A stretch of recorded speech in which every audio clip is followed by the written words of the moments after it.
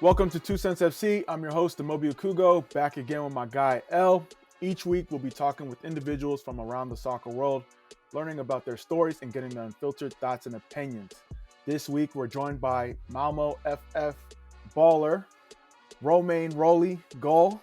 I just gave him that nickname right now. We're going to get to know all about Romain, talking about his career, learning about his off-pitch endeavors, and everything that he's up to. Romain, how you doing today? I'm good, man. Happy to be here. So first things first, thank you for taking the time. We know there's a time difference where you're at, but 2 truths and a cap. L, take it away. I'm keeping score. We're tied. So let's. Nah, you up. Oh, I'm up? You up 1-0. Oh, look at me not even keeping score the right way. All right. See? All right, so 2 truths in the cap. This is a little quick game we like to play. Romain, you'll tell us 3 facts about yourself. 2 will be true, 1 will be a lie. And Amobi and I have to guess what the lie is. So like Amobi said, he's up 1-0 for the year. Hopefully I can level it up after this. So whenever you're ready, man. All right. So first one, I trained with Manchester United. I speak 4 languages, and I played soccer against Steve Nash. Ooh, man, you can have these ready, man. I just came up with them 5 minutes ago. Okay. Hey, those are good ones though. I believe the language part. Yeah, he's well traveled for sure. I feel like I would have with Steve Nash and train with. I'm gonna say Manchester United is cap. Because Steve Nash does the Steve Nash seems doable. He does the foundation stuff and like. Yeah, Romain be out there in LA. Yeah. Steve be out there in LA. Yeah, I'm going Man U. I think it was like I remember you went somewhere, but I don't think it was Man U. So that's cap. All right, both of y'all locked in? Oh, the way he said it like that, I want to change it now. But yeah, we locked in. I'm locked in at least. Nah, that was actually a truth. So the cap was I speak 4 languages. Oh, it's only 3 or something, or what? Yeah, I speak French, English, and some Spanish. So, yeah.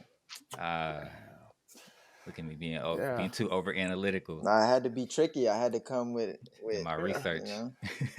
So I figured because you've been playing overseas for quite some time, it would be 4. But all right, cool.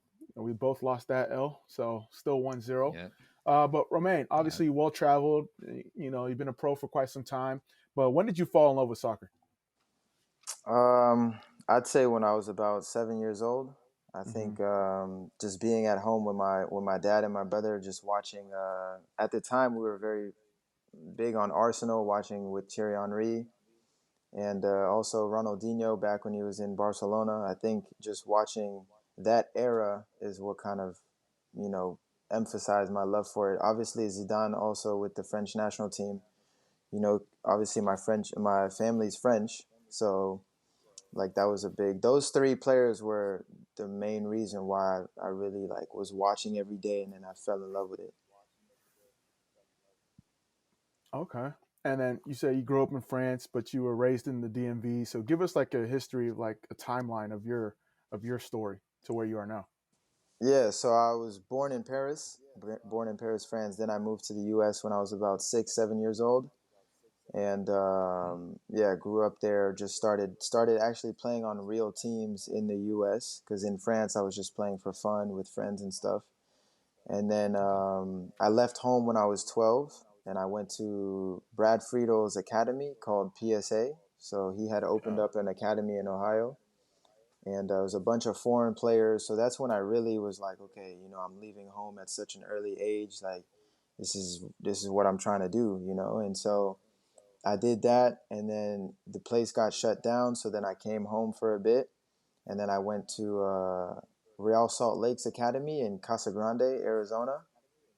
So I went there for about a year and a half, maybe, and then I signed a 3-year deal in Lorient in France when I was about 15, 16, and so I just completely moved by myself overseas. So it's France, so I was kind of familiar with. I never lived in that city, but France is my my home also, you know. So lived there for 3 years, and then came back to the U.S. and signed with Columbus for about, you know, I came in the summer when the European season was finishing. So I had about a few months left in that MLS season, and then I did a full 2015.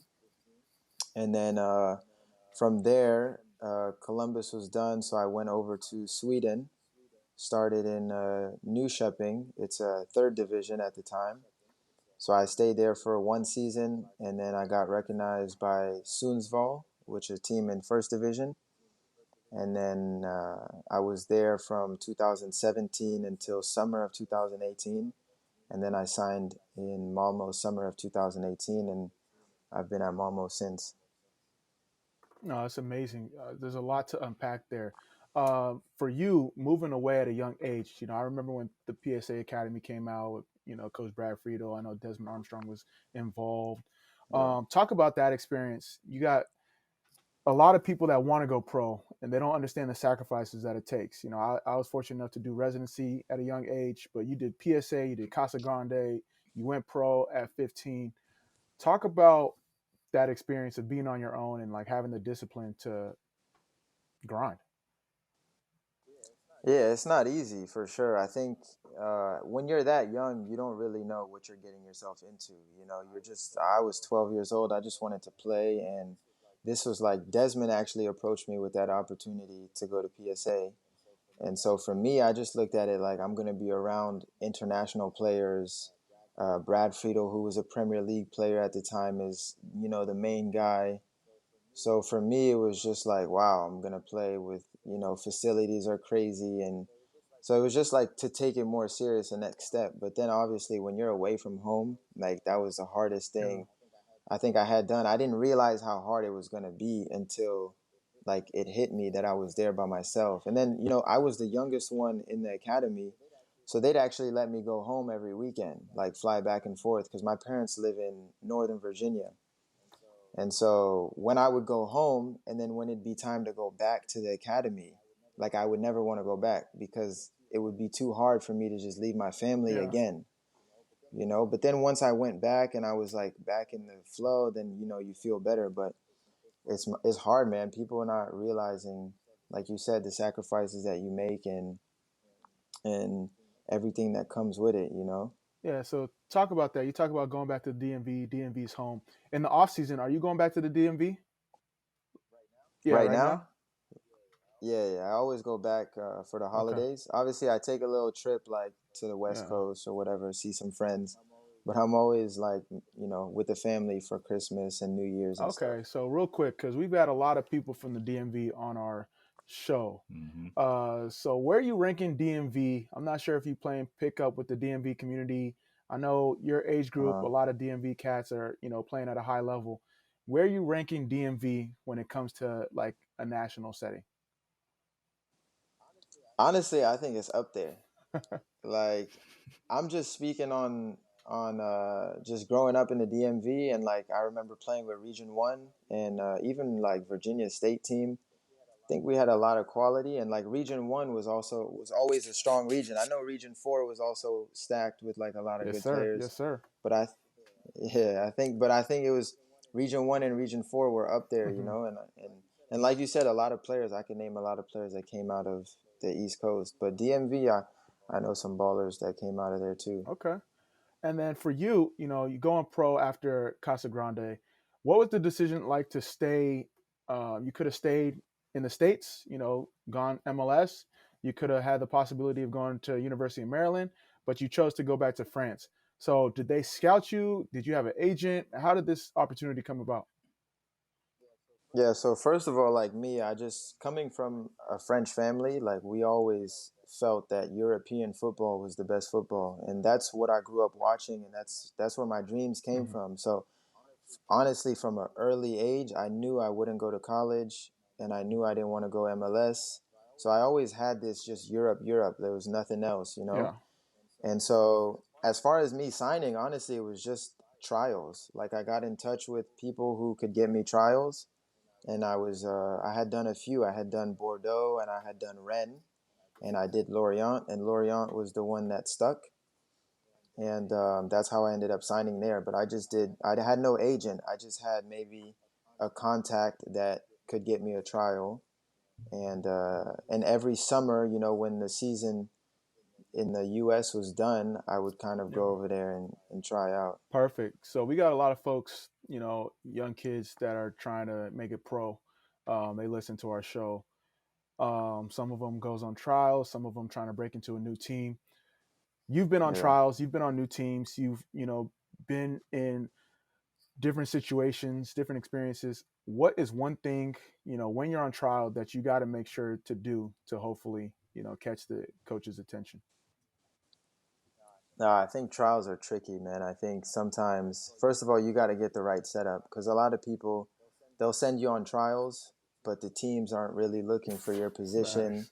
or they're not really like they're like, yeah, we'll have a look at him, but they don't really need you. Mm-hmm. So unless you're in there better than whoever they have, because you can be at the same level and they won't sign Yeah. you because it's like we already have this player. So I think the first thing is like, okay, making sure you're going to a trial where they actually need somebody in your position. And then the second is like you just got to be sharp. Like for if your trial is 1 week, you gotta it's hard, but you gotta show basically everything you can in that week because time goes and there's already people in there that have your position, but that you need to bump. They need to have a reason like, okay, this guy, we need to take him over the players that we already have. Yeah. So it's tricky, but like it's kind of like it's now or never type of moment. No, that's great advice because a lot of times people say, "Well, I got to use the first 2 days to get acclimated." It's no, you don't have any time to acclimate. You got to make your There's mark. nothing that. Uh, Yeah, first impression is huge. A lot of times, to be honest, even though they won't say it, like first 2 days, if you're not showing, they probably already made their mind up, exactly. and then they're letting you finish the trial for just being Yeah. courteous. But No, yeah, that's real. That's real life. And there's a lot of people that have been on trials that, they think, "How come I didn't make it?" It's like you messed up the first day when you was late, or right. uh, But trials are tricky. It's a lot of people think like, oh, I'm good, so I'm gonna try it and I'm gonna make it. But it's so many factors because you can be good and they don't take you. mm-hmm. There's so many players who go here and they don't take them, then they go somewhere else and then they blow up. Yeah. Okay. Yeah. So you play in Lorient. Talk about your, getting your debut and all that.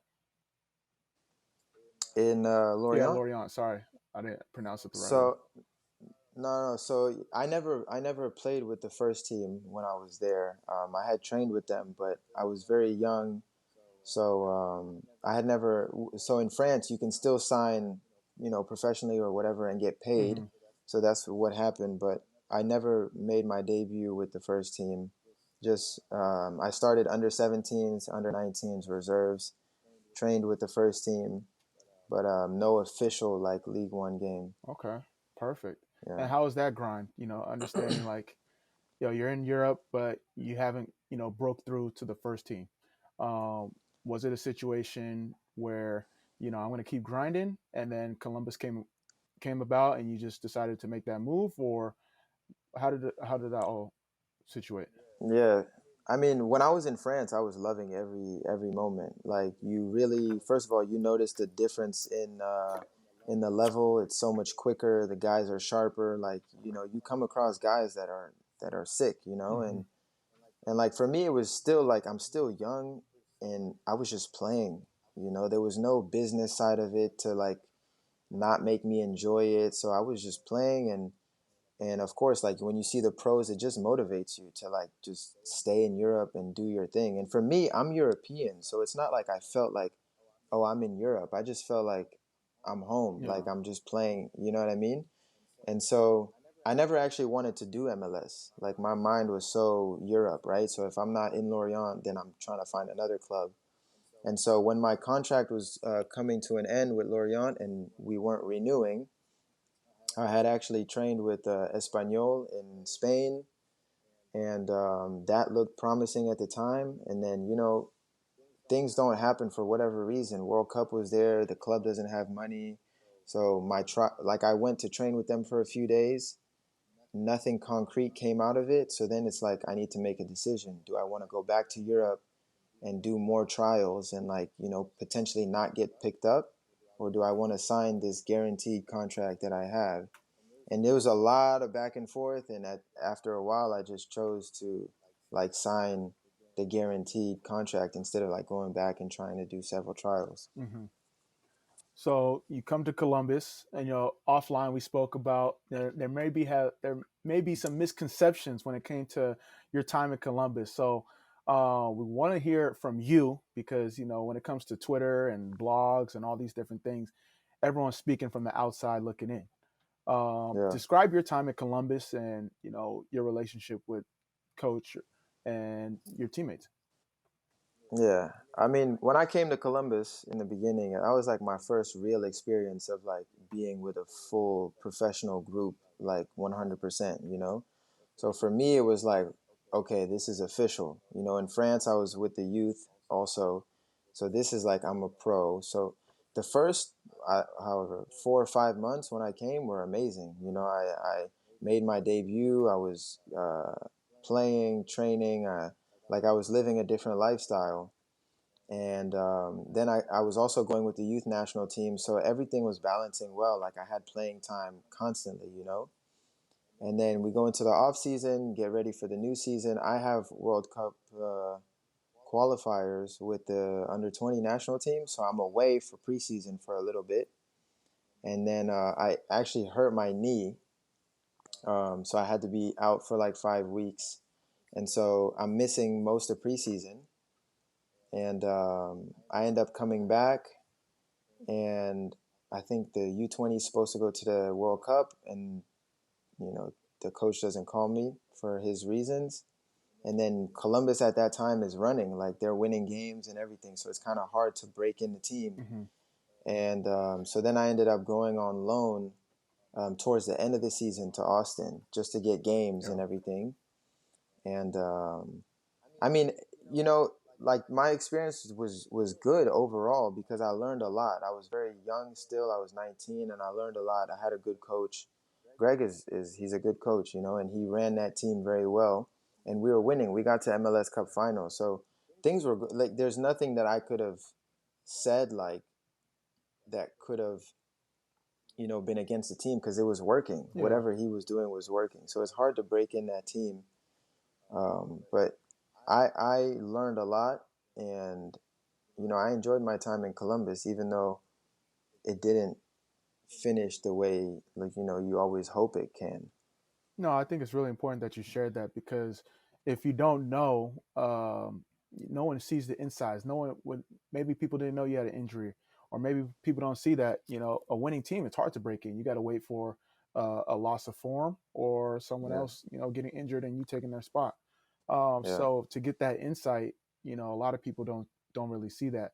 From the standpoint of national team, you mentioned you consider yourself European, French, but also American at the same time. What was the hmm decision making process behind playing for the United States? That the decision was very easy. I'm not gonna lie. When I was very very young, like France was the only national team I really knew because I'm in a French house. Mm-hmm. That's the games we were watching. So that's what I grew up with. But as I got older, I'm from the U.S. I feel more American than French Mm-hmm. because I grew up my your dominant years. I was in the U.S. Like everything I do, my best friends are all in the U.S. So for me, when I had the opportunity to play for the U.S., it was a no-brainer. And that's honestly, I would make that if I had France and U.S. now, I would still make the choice to pick the U.S. just because it feels more home to me. Mm-hmm. Yeah. No, that makes a lot of sense. So, all right, what if France plays U.S. like in a game? You're just a spectator cheering on. Who are you rooting for? I'm rooting for the U.S., man. You know how many times I visualize that in my head? That's that's the game I want to play. I Yeah. wish I could play against France. We actually played against France under 18 national team, and like that was probably the most excited I've ever got for a game because I also knew players on the On it. French national team. So it's like Yeah. but nah, yeah, I visualize that all the time. So for you, you've lived in Europe, you've played in Europe, you've lived in America, you've played in America. What would it take for the USA to start building the development like France. You know, if you think of France, the national team, they can have an A, B, C team and still be competitive Yeah. amongst the top 10. How do we get to that standpoint from the United States perspective, in your opinion? I think we need to learn from Europe as far as residency programs that each club has. You know, I don't think all MLS teams have residency programs, for example, like academies where the kids are like training every day and like sleeping there. I think IMG is an example of it. Yeah. I'm not sure which other teams do it, but I think that's a big factor because it's like then you're bringing in more talent and you're giving these guys elite training every single day. And then I think because we have talent in the US, I just think that we're behind because like soccer is not the number one sport. Mm-hmm. And for example, the MLS is still, when you think about all the other leagues, it's fairly new. But if you look at the progression that we've made, it's a lot. It's a big progression. So I think we just need to start young and just have that culture. And I think in France also, like, kids play in the street more often, so they get that natural just flair and everything. And I think here it's more like, okay, you need to pay for your son to be on a team or to play or whatever. I think if we have more like players who can play on the street and then get on a team, I think it can develop like more talent. No, I like that. Like a story that an old coach says of mine. He's like, you want to be able to have like where you're in the park one day, you see a bunch of kids playing, and you're just like, yeah, all right, I need to get that kid on my team. Instead of Exactly. like you said, trying out, paying, club fees, all that stuff, and just have it like a more natural feel to Yeah. it. Because a lot of players do like individual training, right? In the US, they want to hire a coach and then do these drills and stuff, which is good. But when you look at the difference in the States, I mean in France or in Europe, a lot of kids can just go in the street and they can, whatever they saw on YouTube or on the TV, they try and they do that every day. And then Mm-hmm. it's like you get that authentic like flair and No, facts. And then talk about, from the standpoint of, playing in the States, you played MLS, you went on loan, you went to Europe and you went back, you started in the third division. So I'd yeah, imagine a bunch of people said, oh, damn, Romain fell off, and then you immediately, all you needed was a run of games to immediately progress. So talk yeah. about that, you know, that promotion relegation talk. A lot of people talk about that. Whereas if you were in MLS and you went down to USL, it might be hard to get back up. Where in Europe, you showcase yourself, and now you're playing with Malmo. Yeah. I mean, I when I got released from Columbus, I wanted to go back to Europe immediately. Like I knew I didn't even, I didn't want to go back to the MLS in the beginning. So I was like, I'm not doing MLS. Let's go back to Europe. And at the time, I spoke to my agent, and the best thing that he could bring to me was third division in Sweden. Now, I'm not gonna lie to you. In the beginning, I was like, I'm not doing that. Oh, Like, I'm coming from the youth national team and MLS, and then I go to third division. Like, I feel like I could have got something better, right? But then you settle down and you think about the possibilities, and people speak to me that are close to me, like my family and everything. And then you hear that, like, okay, if you do well in this league, things can happen very quick. And to be honest, it was probably the best option I had at the time. So I put my head down, and my whole motive that whole season was just get in there, do your thing, and get out. It was just like you need to focus on nothing else. And thankfully it worked out that way because it's not always for sure. Anything can happen, and it was a big risk that I yeah. took, but a risk that paid off, and it was exactly like how we spoke about it before going. Exactly happened in that way. Nah, the fact that you like were humble enough to do that, I think, if you can clip this part, because a lot of young Americans that think they've already arrived need to hear your story. To be able to put your head down, be humble enough. Obviously, like you said, there's a chance it couldn't have happened. It was a big Yeah, risk, but sometimes you got to downsize for the uprise. And a lot of young Americans have had their careers end short because they're too stubborn to take that that move. And yeah, unfortunate, now you don't hear about him. But now you're at Malmo, big Yeah. club, Zlatan's boyhood club. Talk Mm. about, what it's like playing, for a historic club now. Yeah, it's it's a proud moment when you realize how big the club is, and when you just take a look at how far you've come from the situations that I had been in before. Um, when I was with my previous club, Sundsvall, we played against Malmo, and it was my second game in Sweden, and we were at their stadium, and I said, like, if I play for another team in Sweden, it has to be Malmo, because the energy in the stadium was just different. It was Mm-hmm. like, yeah, this is a big European club, you know? And so when I signed for them, it was all that. Like, my first season was, I was continuing to score goals. We went to Europa League group stage. Like, these are dreams that you have as a kid, to actually compete in those, playing against Chelsea in Europa League, not just a friendly. It's like in Europa League knockout, he So said he said not the ICC Cup. He's like actual game. nah, but these are just things that you dream of, and then, like, being part of this club, you feel that, it's a pretty respected big club, so you just feel proud. No, most definitely. So, what are some goals that you have for the upcoming season? You've been there, you're established. What are some personal goals that you've set out for the upcoming season?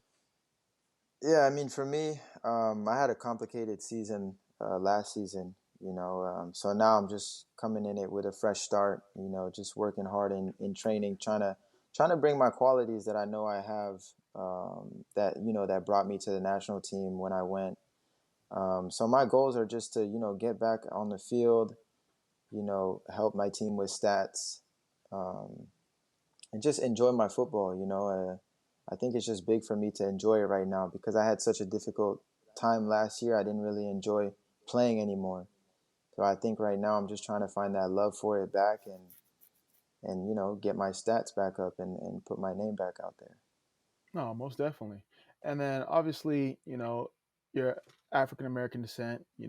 In France, there's a large African population. Hmm. America is a large African American population. But you're in Scandinavia. Talk about your experience um, out there. Yeah, it's very different out here. Culture is so different. People are less social. They're more reserved. So it's not like, back home in the U.S., where kind of everybody's more open. Um, and people have their little routines that works for them. They do their things. They live a nice life. Everybody's kind of like equal, financially and everything. That's how the country's set up. Winters are brutal here, because it's Hmm. dark and it's cold. But the summer is probably the best time, in Sweden. The summer is, it's hard to beat, because everybody's out, everybody has life. The light, it stays light outside till sometimes 10, 11 p.m. So summers are nice, That's but it's definitely incredible. different than the U.S., just because culture-wise, people are less social and more Yeah. reserved. Have you had to deal with any like bad moments, With just being African American? Any um, prejudice or anything? once, actually, a few times. My first experience, when I was in Nyköping, in the first Swedish city. Hmm. I was just walking in the street, and I got randomly, like, stopped by a police car, and then they both came out, and they asked for ID, and their excuses was like, I looked like somebody they were looking for, right? So Yeah. this, and once they found out I was a player, then they start to ease up, and they're like, sorry for that, and then they go on. Uh huh. And yeah, I would say that, and maybe just, getting randomly stopped for whatever reason. But other than that, no. Okay. And then obviously you kind of paved the way. You're I don't want to say this, but you're a good case study of a young player. You've done the academy, PSA, Casa Grande. You've gone to Europe at a young age. You've been to MLS at a young age.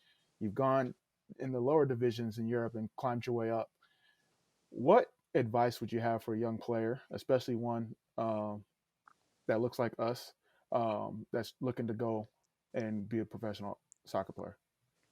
Yeah, I would say my best advice would be to, first of all, to ask yourself the right questions. Like, do you really want it? Because it's going to get hard. And I know a lot of people say work hard and that's their main thing, but it's not even that, because of course you have to work hard, but working hard has no guarantees. You know what I mean? Yeah. So I think for me, it's like, I would say to be mentally strong. I think the mental is more than half of your success or the game or anything, because when things get hard, that's really where you're going to get tested. When people don't choose you, when things don't go your way, when, that's when your mental starts to kill yourself inside, and then you're not performing or whatever. So my thing is like, mentally be prepared for a battle, and like train your mental if you can. And, a lot of people forget that. People go in the off season, they work on their fitness, they don't work on their mental. So when things don't go right, their mental gives up. So all the fitness things that you did, it doesn't count for anything, So No. my advice is just, yeah, like make sure you want it and speak to yourself. And it has to be like, you have to be mentally strong. Nice, man. Is there anything that you do specifically to help, like meditate or something Yeah. self care? Yeah, I'm big on meditating. I'm not as consistent as I would like to be, but I'm getting there. I speak. I have affirmations that Okay. say to myself. Visualize is something that I do just naturally. Whether I'm on Yeah. the bus, at home, or whatever. But I think just like affirmations are a big one for me, especially right now. Just talking to yourself, like reminding yourself constantly just these things, because it really does make a difference when you're consistent with it. And I have a mental coach. I just started with a mental coach about a year now, or a year and a half. So Man, I working. love that. I think it's really important. Like you said, people invest in physical trainers, masseuse, chefs, nutrition coach, whatever. But to have a mental coach, big ups to you. And then when you talk about affirmations, I think in this digital age with young players on socials, and you never know which critic's gonna say something about you. Yeah. You gotta affirm yourself. That's why they're watching you. That's why they're on TV paying for streams to watch you play. And Right. you got to make those affirmations. So I appreciate you sharing that. I think a lot of people can take note of that, whether you're a player or not. Yeah. But 100%. Well, yeah, oh, let's get into some fun stuff. yeah, yeah. So we heard in your spare time you like to make music. Yeah. So tell us a little bit about that. How'd you get into making music? Yeah, I've been making music since I was pretty young, just at first it was always just for fun, hobbies with some friends. We just hop on like beats that, were already popular and just write stuff. And then I enjoyed making music. So once I learned how to mix and master my voice, I actually was like, okay, let me try to do something for real. And so I did, and I was actually surprised with how it came out. So then I started taking it a little bit more seriously, and then I had Mm-hmm. a lot of spare time after training and stuff. And I also have friends of mine who do music, so I was very involved in that. And yeah, then I just started picking it up, and I think people actually enjoyed the music, which made me take it a little bit more seriously.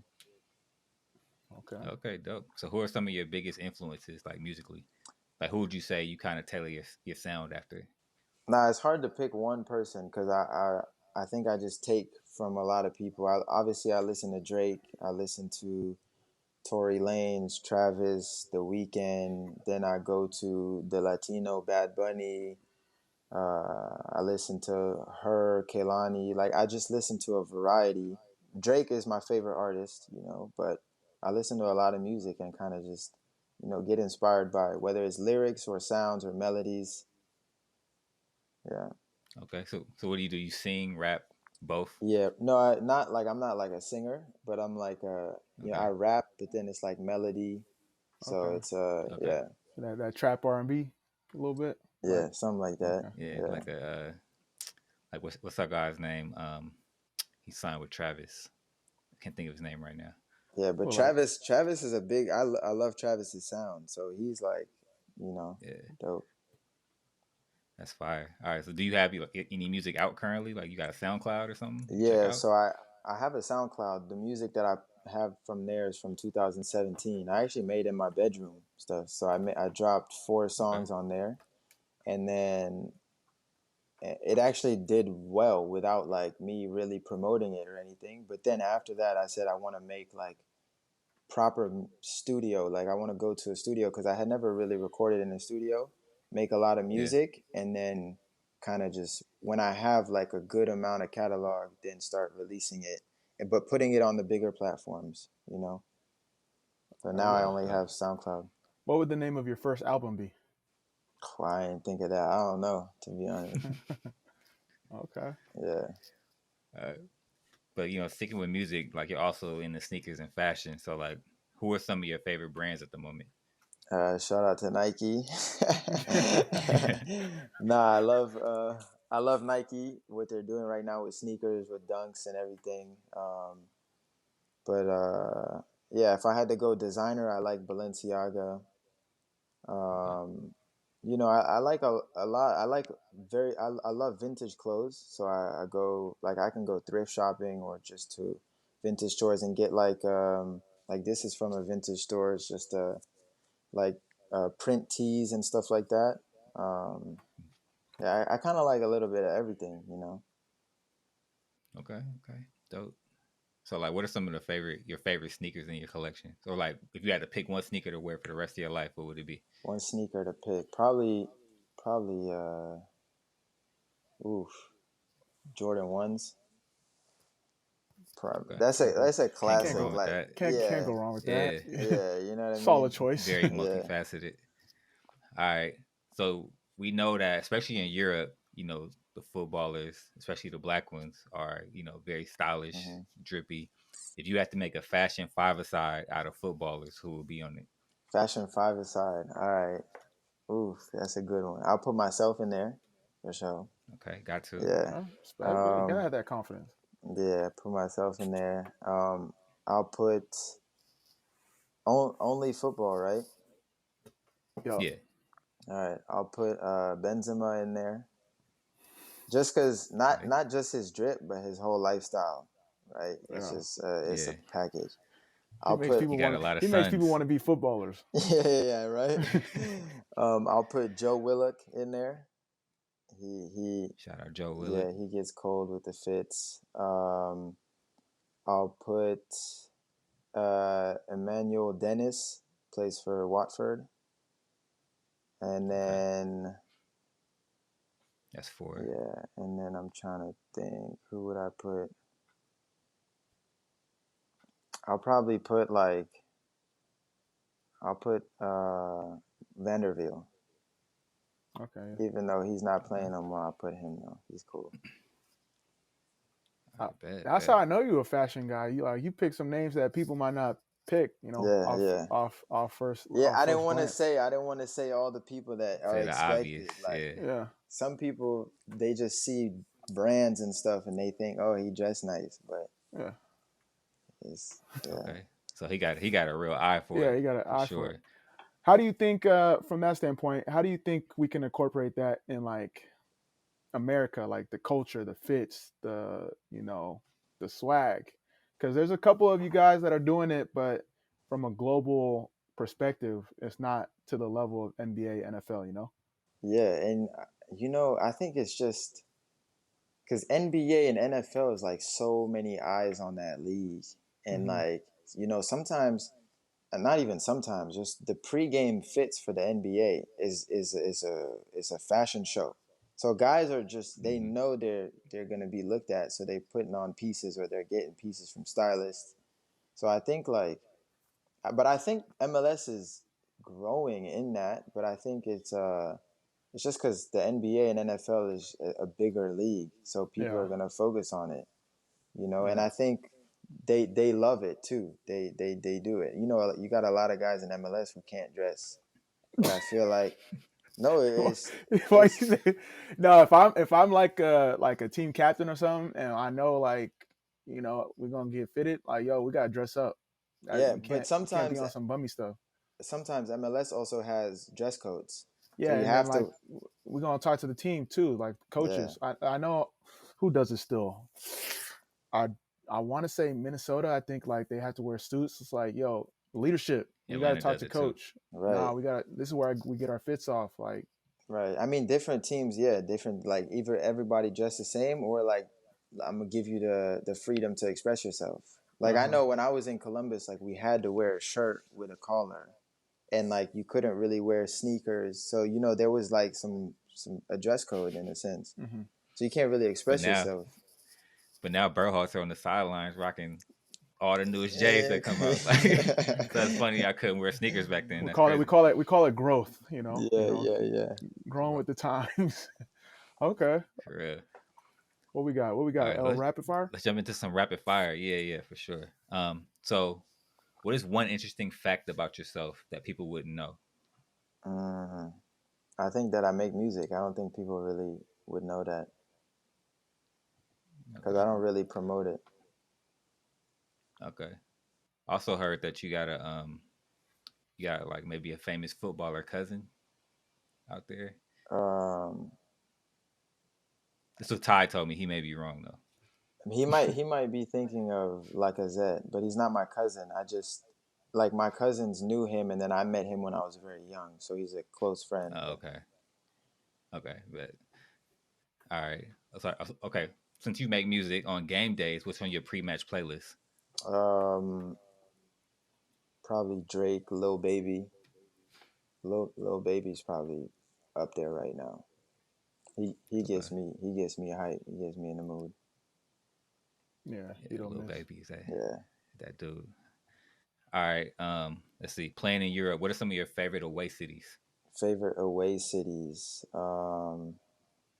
Well, when we play in the league, Stockholm definitely, or Gothenburg, and outside probably had been London when we went to play London in Chelsea in London. Okay. Yeah.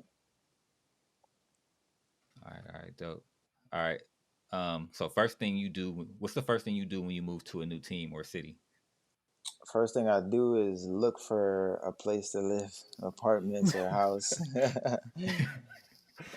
um, All right. yeah, like that, right? Yeah, that's Yeah. good. All right. What's the second thing you do after you got your spot? Like, all right, what's getting acquainted with the city? What's one of the first things that you got to do? Like, you got to do. Mm, I don't really know, like I never really have to do anything. I just get acclimated, get a house. Like you don't find the coldest barber like, or you are you big time? Oh You fly yeah, your yeah. barber out, huh? Nah, nah, nah, nah, nah. Yeah, I do need to find a barber for sure. So I'll say that one. Yeah. Nah, Okay. barbers Okay. out here are hard to. It's not like home. I It's could not like in the imagine. States. Yeah. Yeah, I could imagine. All right. So being from the DMV, who will be on your DMV five aside? DMV five is high. Oof. I put Joe Jow. Joe Jow. Shout out Joe. Yeah. Yeah. He's out there in Sweden now too, right? Yeah, he just He came just out got here. announced. Yeah, Respect. he just came out here. I'll put Joe Jow. I don't really know too many people that's left in the DMV. I'll put Lester Dewey. He was back in the day. That was my guy. Yeah. Um, I'll put Junior Flores, still out Okay. there. Um, who else is out there? Colin Martin. Okay. And who else? I need one more. Then I'll put myself five. All Respect. right, for Yeah. sure. I gotta put DMV yourself. got some players. I'm not We gonna got some lie. play. DMV got some players. We got some I'm players. not sure you touching Cali, but still. All right. Real quick before we get into Very trending biased. topics, because you talked about favorite away cities. Obviously, Sweden's a little bit smaller. Favorite off-season vacation spot? Because I know you European players. You guys go to Ibiza. You guys go to Dubai. You guys make the U.S. tour. Where's your favorite off-season spot? Right now it's LA. Okay. Yeah, LA for sure. Yeah, you can't miss LA. Yeah. LA's you can't miss LA. Yeah, seen you out there with Zico Bailey. Yeah, it's my Stuff like dog. that's the homie. That's the fam right there. Yeah, for sure. He should have a big year this year. Yeah, you should. All right. Let's jump into trending topics. I'm trying to get these little notes together. All right, trending topics. So, trending topics is a segment where we'll grab some news headlines. It could be soccer related, pop culture related, what have you. But Amobi and our guest Romain will give their opinions on these topics using the soccer card system. So the rules are: no card is I agree with it, I'm cool with it. Yellow card is I can go either way, or I'm indifferent. And red card is I disagree or I'm not cool with it. And you guys will give a short explanation of why you gave it that card. Cool? Yeah. Got it? Yeah, let's get it. All right, first one. Roman Abramovich is putting Chelsea up for sale amid the ongoing Russian-Ukrainian war. He's reportedly asking for $4 billion. But then he also plans to put his proceeds from the sale into a charitable organization benefiting all victims from the war in Ukraine. So, what card are we giving Abramovich for this decision? I go first. Yeah, Romain, you want to take it, or I can go first? It doesn't matter. I'll do a yellow card. That's in between, right? Mm-hmm. Yep. Yeah, because I feel like he's probably doing the right thing as far as what's going on and everything in the world is like outside of football. But at the same time, it's like bittersweet because I feel like he's probably like the best owner out there in football, and like to see him give up Chelsea is bittersweet, you know, because I think he ran the club very well, and like he'll be a big piece that's missing from the team. But at the same time, I think he's doing it for the right reasons. That's a good way to put it. For me, I got to go VAR with this one. I need to see more details. I need to see like what's going on behind the scenes because he's not obligated to sell. Obviously, his ties to Putin make things a little bit muddy. But if you look at the history of what's been going on, that means he should have sold the team a little earlier. There's talks of him if like the England FA forces him to sell, he has an insurance clause that will give him $2 billion. He wants $4 billion. So I'm gonna go to VAR to get this situated. I know that's like a non-answer, but yeah, that's my choice. You know, it's a bittersweet for me because I'm a big Chelsea fan, so I don't really know how to navigate this one. Yeah, so that'll be an automatic no card on our since I gotta put something up there. All right, next one. Mexican international Hector Herrera is coming to MLS, especially during the World Cup year. He's Mexico's star midfielder. So what card are we giving Houston? Actually, he's coming to Houston. So what card are we giving Houston for this move? Granted, Hector is like 32, right? So yeah. You know the MLS retirement league stigma. So what card are we giving Houston? Atletico Madrid, yeah. Yeah. Yeah. No card means is good, right? Yeah. I give Houston no card. Yeah, I agree. No card for Houston. You know, players are, even though he's a little bit older, 32, he's not really that old. He can give a solid 3 more years at a high level. Yeah. He's naturally fit. He's played, and the last 3 years he hasn't really played that much for Atletico Madrid, so it's not like he's been taxing on his body. Great for Houston from the standpoint of you got a Mexican international. Hopefully they tap into that market. I know we was talking L about that. Yeah, no card for sure. And he brings experience. You know, he can bring that locker room presence and that on-field presence because he's played at the highest level. So exactly, can only benefit. Yeah, for sure. All right, last one. Jesse Marsch is the new manager at Leeds, taking over for Marcelo Bielsa. But during the interview, he cited Ted Lasso as the reason why U.S. coaches aren't being respected overseas. So what card are we giving Jesse for his comments? Nah, I give him no card. I heard the interview, and I think he answered well. I think he made light of it, but I think it's a W for the U.S. for a U.S. coach to be in the Prem. I think that's just like you said, that's like stepping over boundaries and like opening the door for other coaches too. Hopefully he does well because it's not an easy job. And I feel like it's a W for him. Yeah, I would say yellow card. And the only reason why I'm saying yellow card is because he said he hasn't watched Ted Lasso. I'm sure he's watched it. He just doesn't want to admit that. That was just a PR play right there. But yo, Jesse's a good coach. I never had him as a coach personally, but I've been, you know, I trained under him. Great coach. Hopefully, like Romain said, hopefully he does well because, as an American coach, just like as an American player, you're under a different microscope. But yeah, for him, he could have been chilling in MLS, being the highest paid coach. But he's challenged himself and he's really set an example as a trendsetter for other American coaches to really do it. So yeah, I'm hoping he does well. Leeds, they need to come out with season 2 of that docu series that they had on Amazon, by the way. But yeah, I'm good. All right, but that's it. Yeah, so yeah, that's it. Romain, thank you so much. We know it's late out there. How can people connect with you, follow your journey, whether it's your music, your fashion, your soccer career, maybe link up in LA in the off season? How can they tap in with you? Yeah, I mean, for me, I'm most active on Instagram, so it's just my name on Instagram, and that's really the only social media that I use, and I'm active on there. So, if anything, just I guess send me a message on there and just follow me on there. Yeah. Nah, most definitely. Well, thank you once again. We're gonna have all your information in the show notes. Thank you so much, and good luck with the upcoming season. But ladies and gentlemen, that's our show for this week. Subscribe, rate, and review. It helps us get discovered. Follow us on the socials at 2Cents FC. Check out our merch at 2centsports.shop.